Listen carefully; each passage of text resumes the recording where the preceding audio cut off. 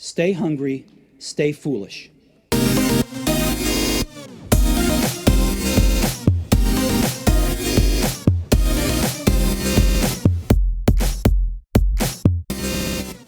Today's show examines the assorted way we mislead ourselves every single day, a psychology course with all the boring bits taken out.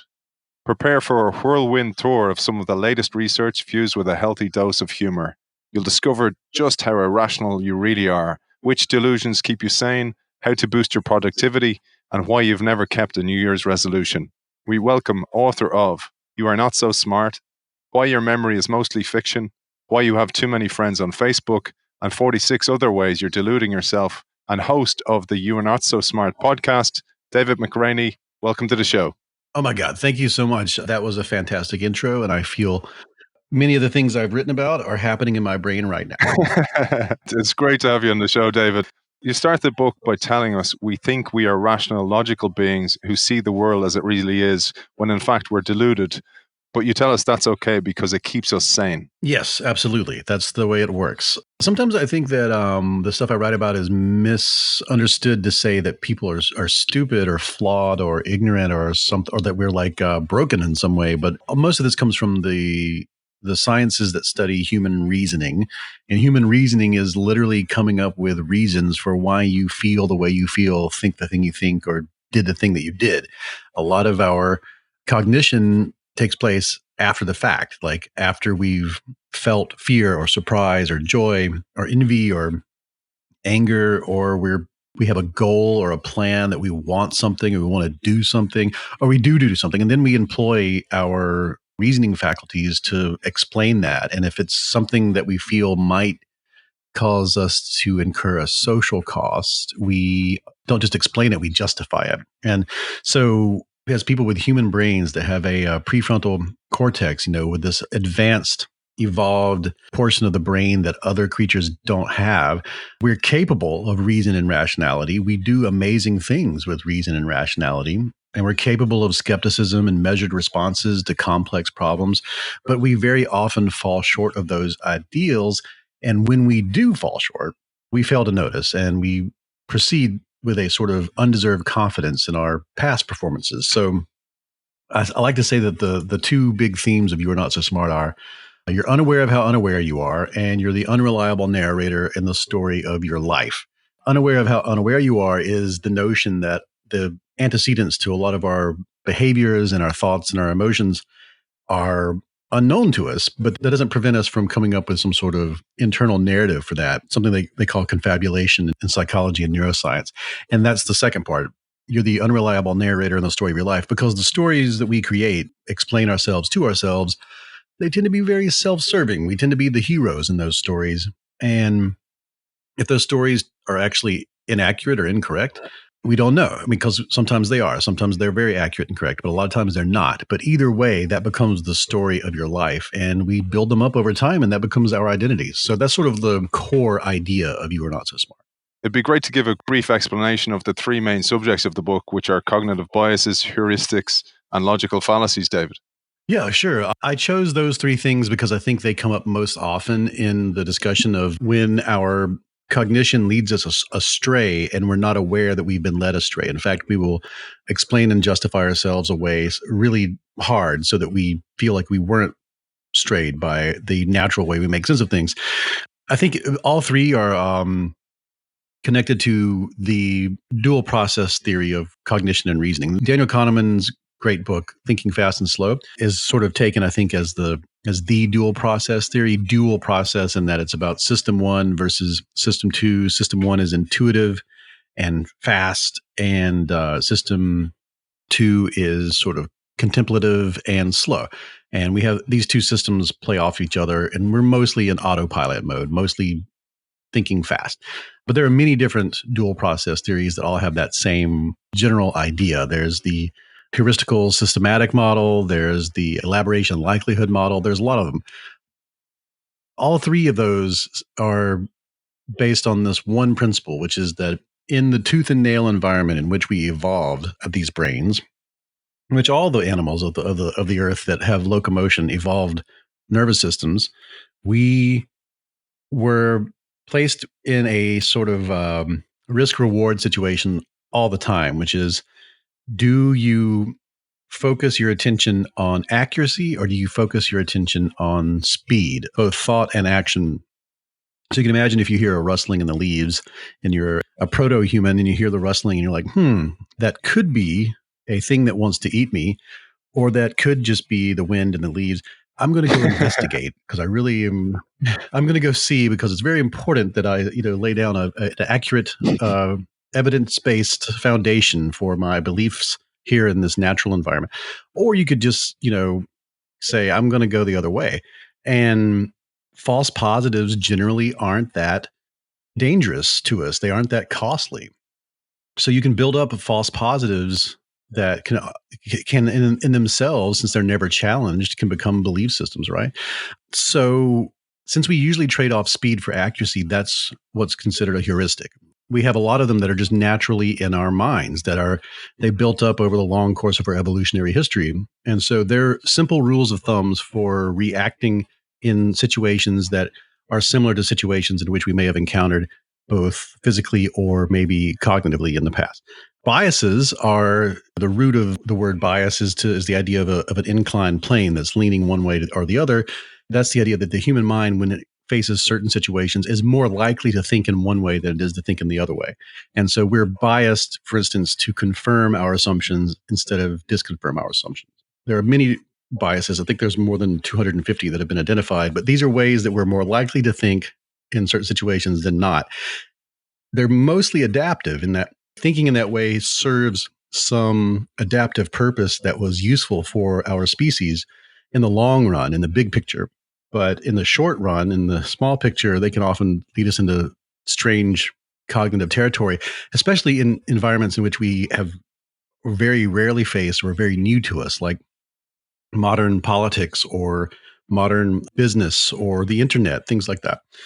And then fallacies are when we are engaging in argumentation. And there's a whole wing of the psychology of reasoning that has settled on a model of argumentation that sees it as an evolved mechanism for coming to group decisions, so that we're geared up to argue with other people. We expect other people to challenge our justifications and expectations. So we're engaged in that process and we're trying to employ some kind of branching logic to our reasoning. We're saying, like, I think this because of this. I propose this is true because of this evidence.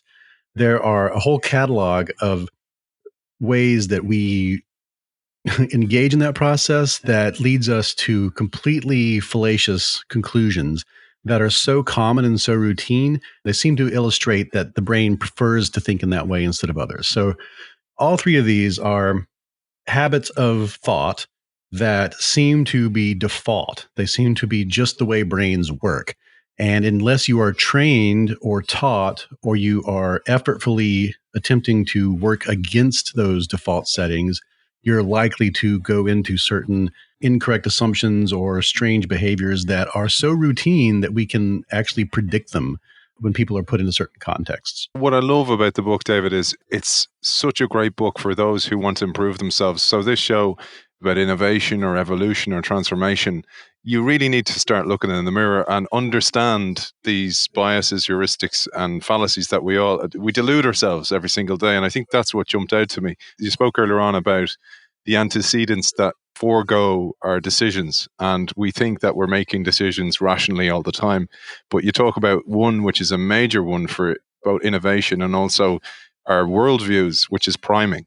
Priming is a principle in psychology that's been around for a while. It's something that Daniel Kahneman talks about a lot in his research. It's also something that the current wave of psychologists are attempting to replicate, and the replications are complicated, to say the least. It may be something that becomes so, it may be an idea that's so complex that we rename it. And it may be an idea that the evidence becomes so weak that we don't consider it being something that has as great of an effect as we once did. But the general idea of priming is still true all throughout all cognition, which is that every perception sets off a chain reaction in your the network of neurons in your head, because every idea in your head is associated with something else. So the general idea of priming is that when we face a certain stimuli and we don't even notice that stimuli in our conscious mind, it still causes some reaction in the mind that then bubbles up and can influence our thoughts, feelings, and behaviors. This is the sort of the fundamental concept of what happens when you are surrounded by certain colors or you're surrounded by certain smells. It's the reason that some stores have popcorn popping around the entrance, or it's the idea of if a certain advertisement is just around you all the time, but you don't really ever look at it or read it or think about it, it still affects you in some way. And then you can be primed to behave in a certain way without realizing that priming is around you. There's studies where people were in a room and they ate a crumbly cookie, and the cookie left a lot of crumbs on the table. And either they were in a room that had just been cleaned with a very powerful cleaning product, or they were in a room that had not been cleaned with a powerful cleaning product. And the people who were in the room that had the scent of the cleaning product were more likely to clean up after themselves than people who were not. However, the replication turns out for some of these there are literally some really strange versions of that kind of research. But broadly speaking, the idea is that environments have a lot of impact on how we behave. And I spent some time with a nudge unit working on a separate project a couple of years ago. And there are nudge units all throughout the world now, on every point on the globe. And the governments and institutions use them to get people to engage in behaviors without really realizing why they're engaging those behaviors. And a lot of that is sort of based off the ideas that come out of the priming research. One of my favorite ones was performed by the nudge unit in the UK. There was a slaughterhouse that they were consulting for that wanted to increase the amount of hand washing that took place. And they had tried a bunch of different methods for getting people to wash their hands. And when the nudge unit came in, they looked at all the research and they said, well, here's an idea. And they had seen something similar in a hospital, I think, that they had consulted for. And what they did is they had a stamp that was made out of vegetable dye, and it looked like a horrible, disgusting infection. And that was stamped on the top of people's hands when they came into work in the morning, when they did their time card. And then at the end of the day, when they did their time card out, their hands were checked to see if they still had the dye on them. So for the dye to be gone at the end of the day, you had to have washed your hands a certain number of times. By employing that, the hand washing went up by like 87% or something, instead of all these other techniques they had tried, which were like seminars and they were expected to go through training and all this other kind of stuff, or they read stuff and emails, like trying to blunt force put facts in these people's heads to get them to affect their behavior was much less successful than simply altering something in their environment, which would encourage them to engage in the behavior. I found this one fascinating for businesses who are looking at transformation. So maybe an older organization is trying to transform, bring in new mindsets into the company.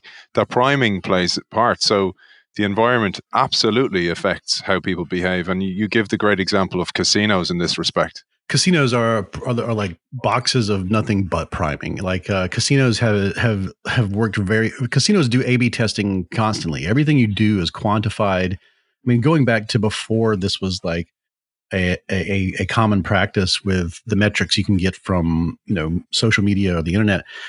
Casinos have been doing this since there have been casinos. There are no windows, so you don't notice the passage of time. All of the machines are tuned to the key of C, so they're all harmonic with one another. And there's research to suggest that C is the tone, at least in Western cultures, that causes people to feel that sort of effervescent. I'm in a fun place. I got to change my theme tune, man.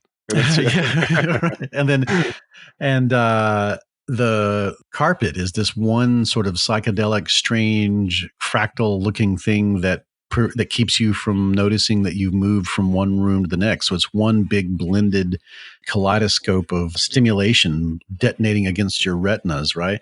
People just bring you drinks, and you're in an environment where you are constantly being encouraged to stay in a flow state that takes away pressure and time and the feelings of risk or anxiety. You are encouraged to just become an automaton in that environment that is, delivering money into their system. One of the ones you mentioned, which is bringing it now down to the individual, was the studies by John Bargh. They were published in 1996, you said, in the Journal of Personality and Social Psychology, where they primed with words suggesting older people. And that had a massive effect on people's behavior. Yeah. I'm not aware of how that's doing in the replication, but I know that the original research, they would have people fill out forms or questionnaires. They have to fill in the blank. And some people had to, when they engaged that questionnaire, the words that they were solving in the puzzles were sort of related to concepts of being elderly. And other people did not have those words in their puzzles. And then when they asked those people to turn their work in by walking down a hallway to an elevator, they measured how quickly they walked from one location to the next. And the people who had been doing work that was related to words associated with being elderly walked a little slower than the people who were doing neutral words. And that same sort of work has been done with people who've been primed with rudes related to being rude versus people unscrambling words related to being polite. And then when they're asked to wait in line to turn in their documents, because there's an actor pretending to have a conversation with the research assistant, the people who are primed to be polite wait 9 minutes, and the people who are primed to be rude wait about 5 minutes before they butt in. And this is all about the associative architecture of the human brain. A good example of this is called the Baker-Baker phenomenon. They call it Baker-Baker because if you were to meet someone, say on an airplane, and their name was John or Jane Baker, and then they tell you what they did for a living was, I am involved in raccoon wrangling for the city of Toronto. You're much more likely to remember what they do for a living than you are to remember what their last name is. But if, at the other hand, they say their name is Thomas Bumblebee, then they tell you that I bake breads for a living. I'm a baker. You're much more likely to remember, even with a strange name, the person's profession than you are their last name. So people are actually given these large banks of names and professions of people with surnames that could go one way or the other, like Taylor or Smith or whatever, right? And they find that people are very bad at remembering people's surnames, but very good at remembering their professions. And the reason is because we're categorical thinkers. So the category of a person's last name has far fewer connections to other ideas than the category of a person's profession. Because if you say you bake, then you can think of all these different associations, and each of one of those associations has associations, and it's just a giant nested spider web on top of 1,000 spider webs of connections of ideas. On the other hand, a person's last name is connected just to ideas related to people's names. So even though it's the exact same word, you're much less likely to recall it if it's not embedded within a network of other associations. And that's one of the general sort of underlying principles in the idea of priming, is that certain concepts are so nested within a network of associations that we're much more likely to affect our thinking than other ideas are. It's like a Hansel and Gretel breadcrumbs leading you to a conclusion, or the desired conclusion or outcome for whoever's priming you. Yeah, absolutely. A lot of the times this stuff works because we assume that we are these hyper-rational, logical, conscious entities moving through the world, choosing what we want to do and only being affected by the things that we allow to affect us. And the research says that's just not how anything works, that we're extremely influenced by everything around us, even the colors of the clothes of the people we interact with. I mean, everyone is aware of how the weather can affect mood, but the way a room is arranged, as much as we would like to think that has no effect on our psychology, it absolutely does. From a self-awareness perspective as well, Dave, if you're trying to become a more critical thinker, for example, the knowledge of these biases and the fantastic job you do in the book really helps you. It's a great first step on understanding all of this. And one of the ones I thought was interesting, you can prime yourself. So your self-talk becomes really important, especially like what you mentioned about older people, the old words making people walk slower, etc. So that your self-talk becomes extremely important. And closely linked to that is something you mentioned earlier on, which is the whole idea of confabulation. Oh my God, confabulation. This is one of those things that I would like. I hope everyone in the world, if I've ever done anything, is to introduce this term to people who've never heard of it, or maybe you've heard of it in passing and you didn't think it was something related to psychology. Confabulation is a vital part of self-knowledge. It's a vital building block for being a critical thinker. It's a vital building block for being an effective whatever you're trying to be an effective person at being. The general idea of confabulation is that this is when we create a narrative to explain something, usually our own behavior, and it's just not true. We confabulate, which means that we are fabricating, but we don't know we're doing it. That's the key thing. We think we're actually telling ourselves something true. The research that really illustrates how easily and how often we do this is split brain research. In split brain research, there are people who have a certain kind of epilepsy that to mitigate the effect of the epileptic seizures, they do what's called a corpus callostomy, which is the corpus callosum is the dense bundle of nerve fibers that connects the left and right hemispheres of the brain. You can just about sever that, not all the way, but almost all the way. And it will make it so that the effects of the seizure don't cascade all the way across the brain. They can be localized to one side or the other. But the result of that is the left hemisphere and the right hemisphere are unable to communicate, not in the way they used to communicate. And this introduces something very strange. The left hemisphere is mostly, most of our language comes from the left hemisphere, which means that when we're thinking in words and we're communicating in words, that usually comes out of the left hemisphere. And if we are asked to explain, if we're tasked with explaining ourselves to other people or justifying our actions to others, we do that with words, and we do that coming out of a place in the left hemisphere. And so they've called this the left brain interpreter. They call it the interpreter because what will happen in this research is that the hemisphere that can speak will see one image, and the hemisphere that can't speak will see another. Split brain patients one hand can be putting on a shirt and the other can be taking it off. This teaches us more than anything is that the sources of our emotions are hidden to us, and often they are initiated by things that we are unconscious of or unaware of. But that doesn't mean we're not going to explain ourselves to ourselves and other people. One of the studies I think I've spoken about more than any other is done by Nisbet and Miller, where they set up nylon stockings in a department store. And they had them in a row. There were 4 different stockings.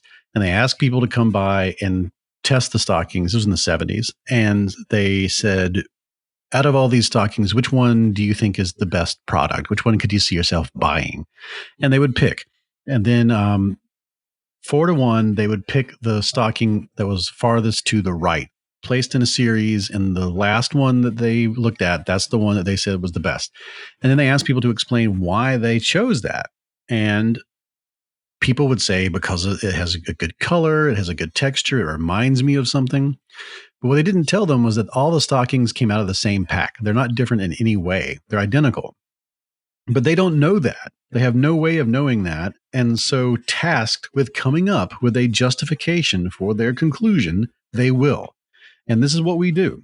We are justifying machines. We explain ourselves to ourselves constantly, even when we don't have any evidence to base that explanation upon. And when we don't have anything to base it on, we'll base it on whatever comes to mind or whatever seems reasonable to the other person, whatever seems justifiable in that context or in that culture.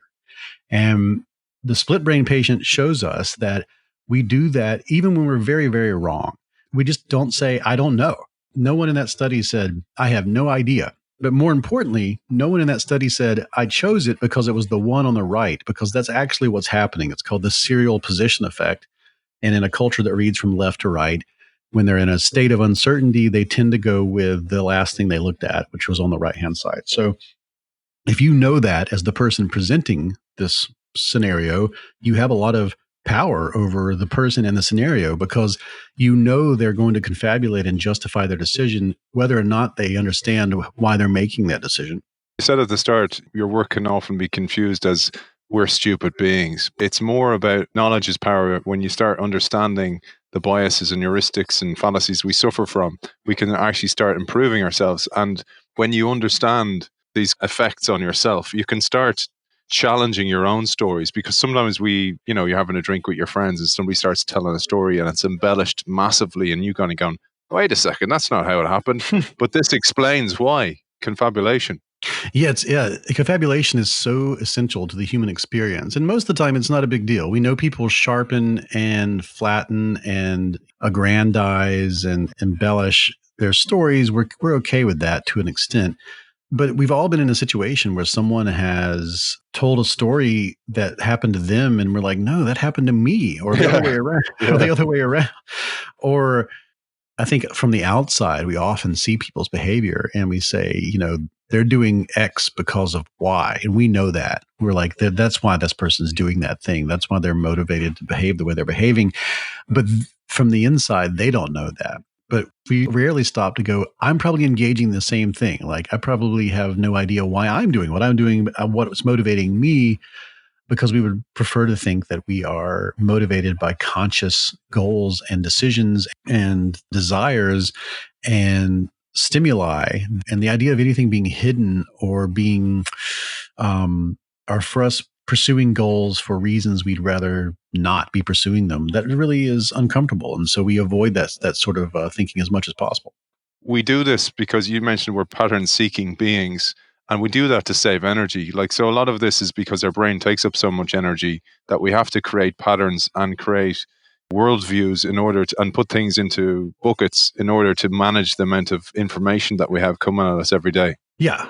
We are pattern-seeking machines, which makes total sense, right? Like when you get down to it, we're just trying to survive and thrive. And even if you're from the lowest level organism up to what we have, any organism that can sort of, if it sees a pattern if it notices a pattern that brings reward, it's more likely to engage in that pattern.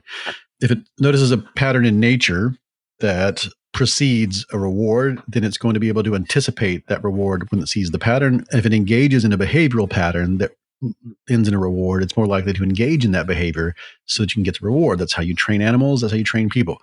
And it's also how you can build up superstitious beliefs or magical thinking, because certain patterns led to certain outcomes and you expect that outcome the next time the pattern happens. And the same in the other direction. If something bad happens after a behavioral routine or after something that occurs in the environment, then you're more likely to avoid, and you get anxiety and fear when you see that pattern occurring. I know that happens to me when I see, I had a tornado hit my house when I was inside of it, actually doing work. And so when a certain type of weather starts to bubble up on the horizon, I get very anxious and afraid, because I'm now totally imprinted with the ability to realize when a tornadic event is likely way earlier than another person who's never experienced that would be able to. And the same thing happens if we engage in behaviors that lead to bad outcomes. We will be less likely to engage in those behaviors. So our pattern recognition systems are incredibly powerful. Our ability to derive cause from effect is very, let's say, active, but not necessarily accurate. It's very blunt and broad. It's satisfied with good enough and false positives. And so because of that, we tend to generate a model of reality that's more a representation of the complex and nuanced aspects of objective reality. Interactions are broad and blunt, and they're approximate, presumptuous, and we're probably very wrong in very, very many ways. So our narratives and strategies and memories and actions and decisions and judgments, they're all just good enough. And in an adaptive environment, is where it's based off of speed and broad, blunt results. That was fine. It's just that we often find ourselves in situations today where the stakes are very high, and the range of what is acceptable and what is the amount of mistakes that we can make, and how finely tuned those mistakes can be, and how micro those mistakes can be to cause really bad outcomes. All that stuff is present in our current environment. And that's why a lot of the stuff doesn't seem adaptive, because it was adapted to a different kind of living and thinking than we often find ourselves within right now. Hence getting in touch with you, because we're in the knowledge economy, trying to be good parents. We're trying to not pass on the biases that we have been inducted into, and think critically, because that's actually one of the major skills of not just the future, but the present. But you mentioned the patterns there, and you mentioned, you've been able to spot things early, but also that can be a fallacy, and you talk about the brilliant Texas Sharpshooter fallacy. That's just the best. Texas Sharpshooter fallacy, one of my favorite. Best named fallacy for sure. Yeah. I actually have a video. When I promoted the book, we did a video of this. If you go to YouTube and look for the book trailer, we actually had an actor perform this. We performed the illustration that is so commonly used, which I'll explain. The idea of the Texas Sharpshooter fallacy is that you imagine a person with a gun shooting at the side of a barn, and they shoot the side of the barn over and over and over and over again until it's filled with holes. And then they go up to the barn and they look where the holes have clustered, because chaos and randomness, as they say, is clumpy. So it will clump up in some places. There will be some places where 6 or 7 holes are almost touching. Now, remember, they were just shooting randomly at the side of the barn.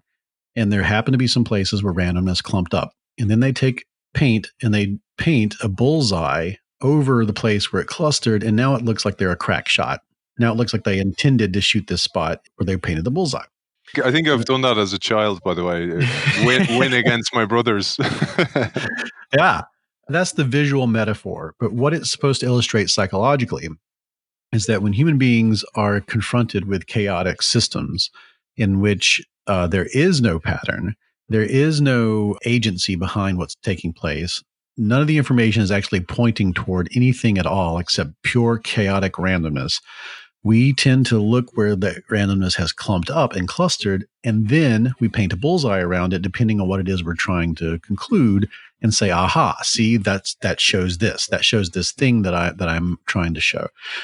You see this a lot with conspiracy theories, like the Kennedy assassination. There's one where like Lincoln and Kennedy have all these same ideas. You know, Lincoln was killed in the Ford Theater. Kennedy was killed in a Lincoln made by Ford. How could that possibly be? You look at when the predictions of Nostradamus match what happened there's all sorts of ways to take randomness and just cast a wide net. And then when you make a hit, say, I meant to, right? But when you look at, there are other ways where, like, one of the ways this has played out and had actual impacts on people's lives is cancer clusters. Like 30% of people are going to get cancer. And so if you just look across an entire nation, you will find places where cancer diagnoses clump up and cluster. People all tend to be diagnosed around the same time in the same place. And so then you might think, well, there has to be a reason why randomness clumped up in that place. And so you look for things in the environment that could have caused it. Instead of blaming the clumpiness of randomness, you blame something in that environment. And sometimes I've seen power lines be blamed. I've seen things in the drinking water be blamed. And in the end, that had nothing to do with it. It was just it was something that affects everyone, causing a clumpiness. Another, probably the stark example that I think is most strange is in World War II, there were a type of bomb that the Germans used against the British that was completely random. It was just shot into the city, and it would just land wherever it landed. And of course, if you took out a map and you put push pins where the bombs were hitting, they would seem to cluster up in some places, and in some places they wouldn't cluster up at all. And there were certain groups of people at that time who assumed that the places where the bombs were not hitting must be places where operatives lived, places where people who were double agents, that was where they lived, and they were avoiding trying to bomb them. And so people would engage in suspicious behavior that would come to whatever conclusions and outcomes based off of this interpretation of the randomness of chaos. So being pattern-seeking machines, we are a certainty-generating machines, meaning seekers. Uncertainty is so maladaptive and meaninglessness is so maladaptive that the brain would rather come to a conclusion than remain doubtful and static. And so when faced with uncertainty, the mind creates certainty. And when faced with meaninglessness, it creates meaning. When it sees chaos, it turns it into order. And if you don't have a conclusion ready, you're going to come to some kind of conclusion because you need a narrative as a framework to string up your conscious experience. So this Texas Sharpshooter fallacy is a great example of that, because your ancestors recognized patterns and changed their behavior, they became able to acquire food instead of becoming food. And that's a good and useful tool. But then you put it into a situation that's far too complex, like looking at a map of bomb strikes in a war, and the brain is going to use that old tool to come to a conclusion that is completely alien and foreign to what it was evolved to do. When I was reading that chapter in particular, it was the weekend and I was outside with my son and we sat looking at the clouds and I went, what patterns do you see? Knowing right well he'd come up with all kinds of shapes and I was like, really? Okay. Yeah. And it's just like from a young age we do it, like, because we have to do it to survive. We have to, yeah. And we even have a portion of our brain that is only meant to find that its only job, its only role is to see faces. We literally have a physical portion of the brain that has evolved to detect facial patterns. And that's why you will, if anything even looks remotely like a face, even two dots in a line, we immediately see it as such. So we're that geared toward finding patterns in chaos and signals in the noise. I thought one last one I'd pull out, and by the way, you're right, the Texas Sharpshooter Fallacy, if there was an Oscars for fallacies, heuristics, and biases, it would win for best name. But there's so many. There's so many in the book. We actually had an actor shoot real bullets at a real barn.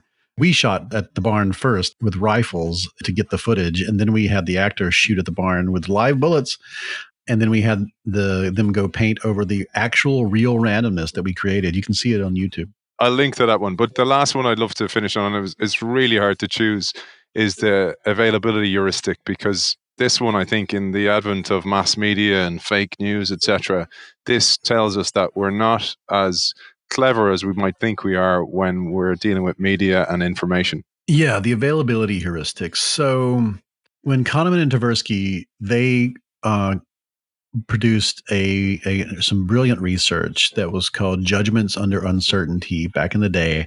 They sort of created, I mean, these, they won the Nobel Prize in economics. Kahneman won the Nobel Prize in economics for doing psychological research into how human brains actually respond. There's this idea of homo economos, the idea of the purely rational person who only pursues incentives that are good for them in the long run and all this kind of stuff, that these ideas from economics that have been completely debunked. And the social sciences as they stand today show that people don't pursue rational goals and don't do rational things all the time, depending on the context. When making a judgment under uncertainty, they identified a number of heuristics that we're likely to engage in to reach some kind of conclusion that has nothing to do with statistics or probability.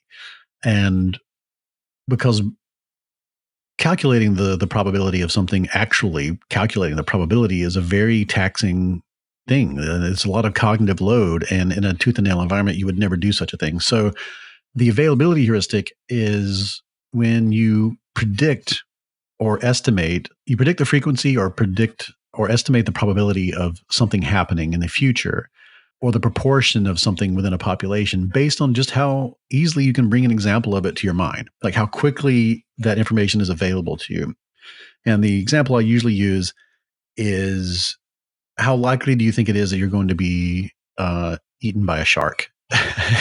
So, like, if you are planning to go to wade into the water in like at a resort, or maybe you're visiting Florida or something, and you're thinking about going, or maybe you're visiting Australia and you want to wade into the water, and you have read a news report recently about a shark attack, you're going to be less likely to get the water. The thing that's problematic and worrisome about this is that the way the news works, the way media works, is that they tell you things that happened and they don't tell you things that didn't happen. In media theory, they call this the mean world hypothesis, because if you're a news organization and the area that is your beat, if nothing of interest happens there, then instead of going on the news that night and saying, hey, everybody, just letting you know, today was a pretty good day, and now we're going to talk about cooking and sports. No, they just widen the radius a little wider and they cover a larger area until they find something interesting and anomalous, especially something that will cause you to have an emotional response, like a murder or violence or corruption. And since all you ever see on the news is these newsworthy items, and most of them are emotionally charged, if you consume enough news information, it can start to make you think of the world as being more violent and corrupted and dangerous than it really is. Because when you're trying to make a decision based on uncertainty, instead of thinking about the actual probability of an event, you'll think about it in terms of the availability of that information to your conscious recollection. If someone you know gets sick from taking the flu, you will be less likely to get a flu shot, even though statistically that's very unlikely.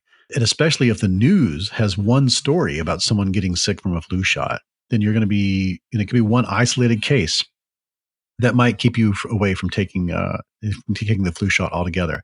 That's the availability heuristic in a nutshell, is that the easier it is to bring something to mind, the more probable you think it is, or the more frequent you think it is.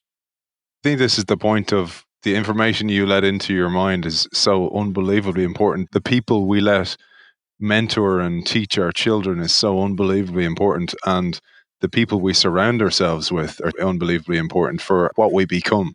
Yeah.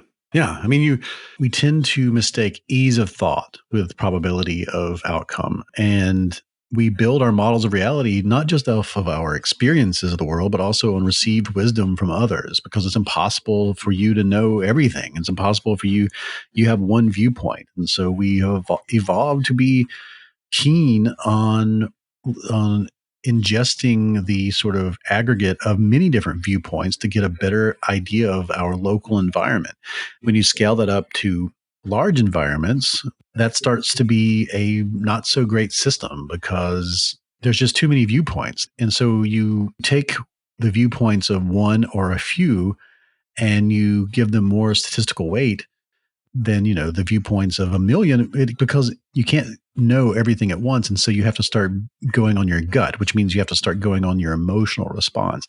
And some news stories and some news events and some pieces of information are going to key up your emotional reactions more than others. And those are the ones you're going to give weight to because they're the ones that you commit to memory. You get this strange paradox where the more news you ingest, sometimes, depending on how you're perceiving it, the less accurate your perception of the world at large can become because you're ingesting a biased stream, even when there's good intentions. I'm not saying that the media can't be trusted, not by a long shot. I'm just saying that the news only tells you what's newsworthy.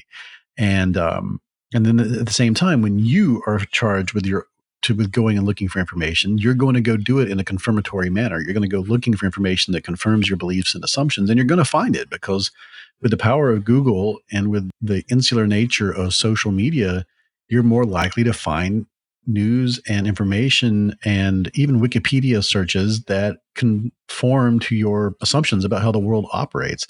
And so you can feel like you're doing your due diligence. You can feel like you're doing quote unquote research. But what you're really doing is just solidifying and hardening your existing worldview. As you say, and I think this is one of my favorite lines in the whole book, we should seek knowledge for information, but we seek it for confirmation. Absolutely. Absolutely. That's the way the brain works. When we have a hunch, no matter what kind of a hunch it is, and we go looking for more information, we never look for information that would disconfirm the hunch. We look for information that would confirm it, and you're going to find it. And what that does is it causes your beliefs to become more entrenched.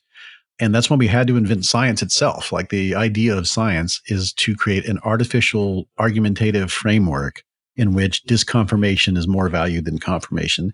And that system seems to have worked pretty well so far. It's kind of new, but the institutions of science are always going to be flawed and very primal. People are going to do the things that people do, but the system, the method of treating all of your conclusions as hypotheses and then working to disconfirm those hypotheses instead of confirm them, that gets you closer to the truth than any other method of thinking. And thank you to you for digesting so many digests of science over the years and making it into this very accessible, fun, humoristic book. It's been a real pleasure having you on the show, David.